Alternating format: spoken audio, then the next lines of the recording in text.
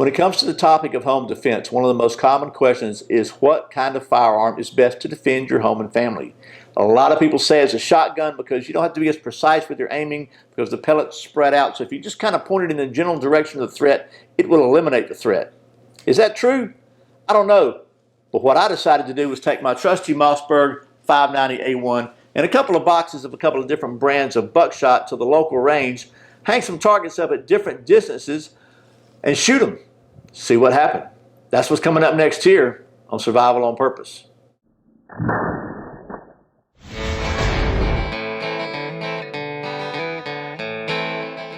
Welcome back to Survival on Purpose, your home for information and gear reviews related to camping, survival, and general preparedness for regular folks. My name's Brian. Thanks for joining me. This video is sponsored by my friends at Click Belt. The Click Belt I'm wearing today is my 2-ply tactical duty belt, and I've been wearing this for a couple of years. As you can see, it still looks very nice and supports my Glock 19 very well.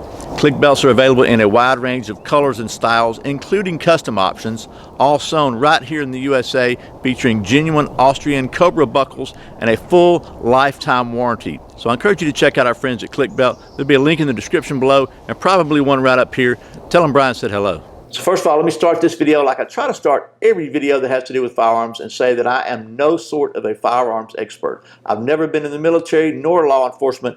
I'm just a guy who's been involved in firearms and shooting most of my life, and that's been quite a few years, and I've always had a passionate interest in shooting and in home defense and self-defense and Second Amendment related kind of topics. So that out of the way, I've heard, and you probably heard it too, that if a shotgun, it spreads out so much that you don't really have to be as precise with it, and it's really good for beginners and for people who aren't willing to take the time to get proficient in another weapon to use for defense. So I decided to test that, and I went to my local range, Stoddard's here in Douglasville, an indoor range, and I took some Fiocchi nickel-plated buckshot and some federal law enforcement tactical buckshot, and these are both double-aught buckshot with 9 pellet loads, and I set up some targets at 10 feet, 20 feet, 30 feet, 40 feet, and 50 feet, and I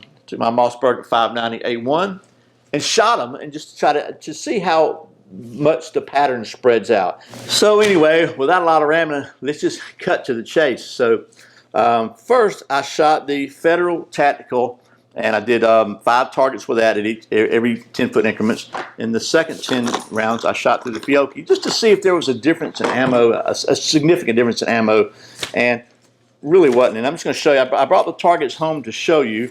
Okay, as silly as it was, I started at 10 feet with the Federal double-aught buck. And as you can see, we really just have like a hole about the size of the shell, just a little bit larger. And again, not a lot of difference in the Fiocchi. This is mostly just tearing, still a very, very small pattern. Okay, moving out to 20 feet with the Federal. As you can see, the wad kind of impacted over here, started separating from the shot itself. We got 9 shots here. 1, 2, 3, 4, 5, 6, 7, 8, 9. The pattern spread is around 3 1/4 inches at the widest, so just over 3 inches. So you can cover it up. I can cover it up with my fist. The Fiocchi at 20 feet, as you can see, the wad over here again. 1, 2, 3, 4, 5, 6, 7, 8, 9. There's probably another one in here, and the spread on that one's just a little bit bigger, maybe 3 1/2 inches at the widest point. So still pretty much covered up with my fist. Moving out to 30 feet with the Federal. Don't see the wad anymore, so I don't know if it faded away or just went off to the side further, but we're looking at about a 5-inch spread at 30 feet, 5 inches. So I can pretty much cover that with my hand. So here's 30 feet with the Fiocchi. As you can see, the wad or something impacted right here still, with enough power to go through the cardboard very cleanly.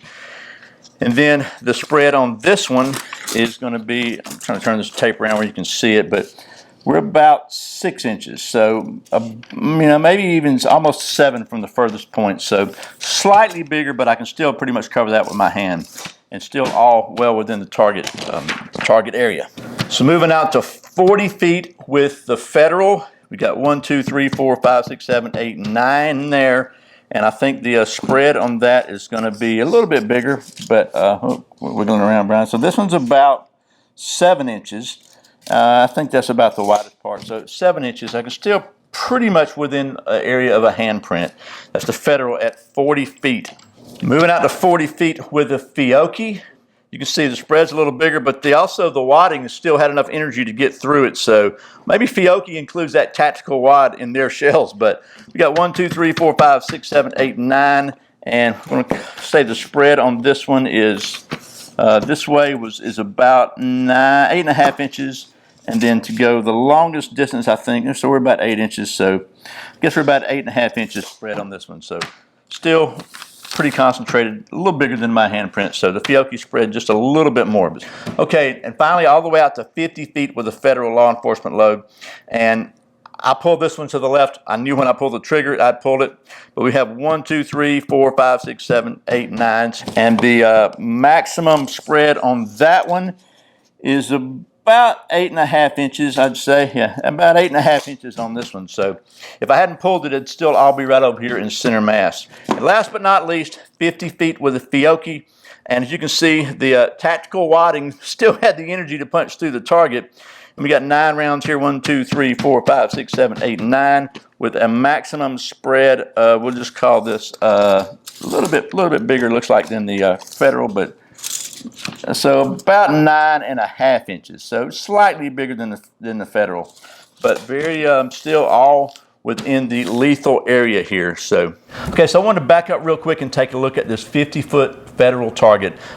This is the one I pulled the shot to the left on, and because I think this target actually answers the question I posed in this video and kind of illustrates why I think, yes, the answer is yes, you do need to be able to aim a shotgun properly, because in my highly artistic ability, I've kind of drawn a line here where I think maybe an arm might be on this torso target, because if you look down, there's the torso. So there's going to be an arm on here. These pellets here not only would not have been effective probably in stopping or slowing down the threat, maybe even these here, but they also could have caused some collateral damage that you are trying to avoid. So, were you surprised by that? Because I have to admit, I was a little bit. I figured there would be a little more spread than that at 50 feet. I kind of thought that maybe a few pellets would miss the torso if I was aiming for middle torso. That probably, out of 9 pellets, maybe 6 or 7 would be hit, and there would be a couple of flyers out there because the pattern would be bigger than the average person is wide.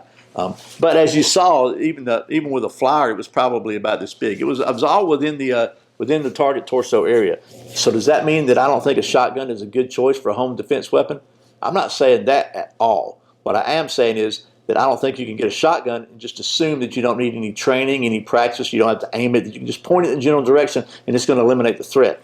And it very well may eliminate the threat if you don't aim it properly, but you might have a couple of those pellets go past the threat and do some collateral damage that you don't want. So like any firearms, my recommendation is if you're serious about using a firearm to protect yourself and your family, then I've said it in so many times, but training is so important. And I think this kind of experiment just reinforces that, because as you see, some of the things that you hear and you may even believe and have thought to be true and just assume to be true are absolutely not so. One of the benefits of training is that it'll show you what you don't know, and it'll kind of eliminate some of that false thinking. So I'll get off my high horse. I believe in training, but I thought this was an interesting test. I was a little surprised by the results. Let me know in the comments below if you were surprised as well. And I hope this has been interesting and helpful. As always, thanks for watching Survival on Purpose. Thanks for subscribing, for sharing this video. I really appreciate your support.